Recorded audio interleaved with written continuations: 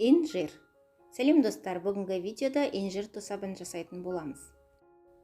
2 килограмм инжир жемісі, шекер 1,5 килограмм. Инжир жемісін тазартып жуып аламыз. Жемісті шанышқа немесе таяқшаның көмегімен тесіп аламыз. 500 грамм шекеріміз бен жемісімізді араластырып, түннен азанға қойып қоямыз. Және қалған 1 килограмм шекерімізді сироп жасау үшін 500 грамм суға араластырып қайнатамыз. Дайын болған сиропқа инжир жемістерін салып қайнатамыз. Тосаптың дайындалу жолын 3 ретке бөлдім.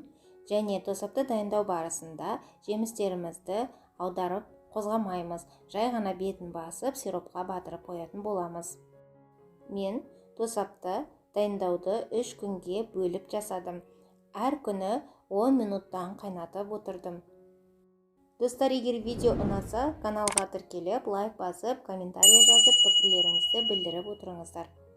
Достар, тосабымыз дайын. Алдын ала залалсыздандырылған банкаларымызға инжир жемістерін теңдей бөліп құйып аламыз. Жарты литрлік банкадан 4 банка шықты. Инжир жемісінің әртүрлі түсі болады, мендегісі күлгін түс болатын. Инжир жемісінің әртүрлі сорттары болады.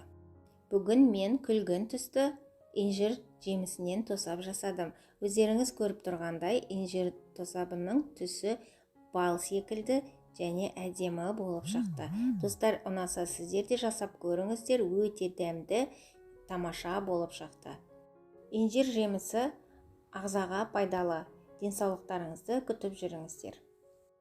Егер видео ұнаса, каналға тіркеліп, лайк басып, комментария жазып, пікірлеріңізбен бөлісе отырыңыздар. 2 келі инжир жемісі және 1,5 келі шекер. Мінекей достар, көріп тұрғандарыңыздай 2 литр тосап дайын болды. Банкаларымыздың қақпағын жақсылап бекітеміз және оны тексеріп көреміз. Сіздермен болған Қарлығаш. Алдағы уақытта көптеген рецепттер түсіретін боламын. Мен сіздерді каналымда күтетін боламын. Келесі видеода кездескенше.